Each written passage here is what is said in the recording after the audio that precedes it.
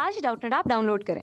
Doubtnut पर अपने सभी गणित, रसायन विज्ञान, भौतिक विज्ञान और जीव विज्ञान के डाउट्स का करो सफाया।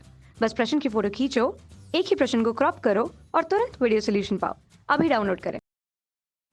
प्रश्न दिया है लाइमन तथा बामर श्रेणी की श्रेणी सीमा का अनुपात लिखिए। आइए हम लोग इस प्रश्न को हल करते हैं और इसका अनुपात निकालते हैं। तो हम जानते हैं कि जो लाइमन श्रेणी होती है हमारी, उसमें हम लोग का जो पहला तरंग दैर्ध्य आता है वो n1 पे एक ऊर्जा स्तर पे आता है और ये कहाँ से आता है, n2 बराबर हम लोग को अनंत से आता हुआ मिलता है।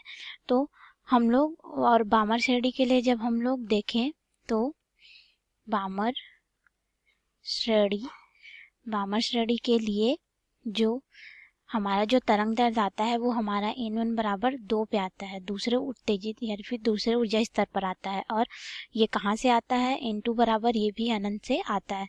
तो हम जानते हैं कि जो हमारे पास तरंग दैर्ध्य का सूत्र होता है 1 लैम्डा बराबर आर गुणित 1/n1 ऋण 1/n2 और इनका वर्ग, ये हमारे पास होता है। ये हमारा क्या होता है, तरंग दैर्ध्य निकालने के लिए सूत्र होता है, जिसमें dr1 हमारा ऋणात्मक नियतांक रहता है, n1 जिस ऊर्जा स्तर में आया, जिस कक्षा के ऊर्जा स्तर में आया और जिस कक्षा के ऊर्जा स्तर से वो आ रहा है उसका।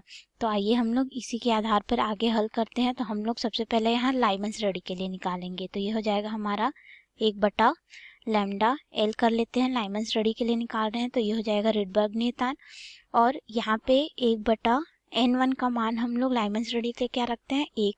तो 1 का वर्ग ऋण 1/n2 कहाँ से आता है, वो अनंत से आता है। तो ये हो जाएगा और हमारा 1/अनंत का मान 0 होता है।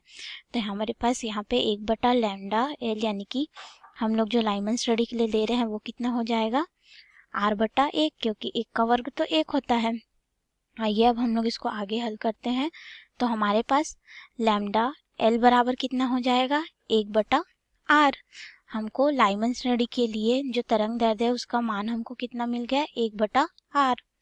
आइए अब हम लोग बामन श्रेणी के लिए हल करते हैं। बामन श्रेणी के लिए भी हम लोग यही सूत्र रखेंगे। ये हो जाएगा 1/लैम्डा, इसको हम लोग b बोल देते हैं क्योंकि बामन श्रेणी के लिए निकाल रहे हैं। तो ये हो जाएगा r और यहाँ पे 1/, यहाँ पे हम लोग बामन श्रेणी के लिए क्या करते हैं, n1 का मान 2 रखते हैं क्योंकि दूसरे ऊर्जा स्तर के कक्ष में आता है। तो ये हो जाएगा 2 का वर्ग ऋण कहाँ से आता है, ये भी अनंत से हमको आता हुआ मिलता है। तो ये हो जाएगा अनंत, इसका वर्ग करे या ना करे एक ही बात है ये। तो फिर ये हो जाएगा हमारा 0।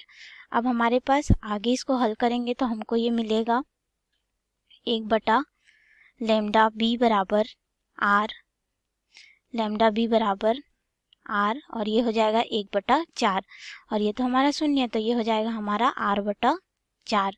तो हमको ये तो 1/लैम्डा बी का मान मिला है। अब हमको लैम्डा बी यानी कि तरंग दैर्ध्य बामन श्रेणी के लिए कितना हो जाएगा, हमारा 4/r। हमसे प्रश्न में यहाँ पे पूछा जा रहा है लाइमन श्रेणी तथा बामन श्रेणी की श्रेणी सीमा का अनुपात लिखिए बोल के। तो आइए हम लोग इस तरंग दैर्ध्य का अनुपात निकाल देते हैं। ये हमारा हो जाएगा लैम्डा एल, अनुपात का मतलब होता है बटा, यानी कि लैम्डा एल अनुपात लैम्डा बी। तो ये हमारा हो जाएगा लैम्डा एल बटे लैम्डा, हमारे यहाँ पे ये हो जाएगा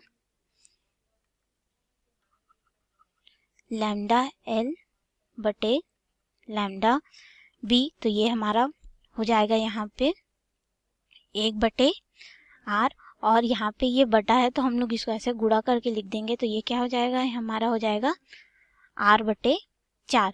यहाँ से r और r कट जाएगा क्योंकि तो ये ऋणात्मक नियतांक है। तो ये हमको मिल रहा है 1/4, यानी कि हम बोले हमारे पास जो लाइमन श्रेणी और जो बामर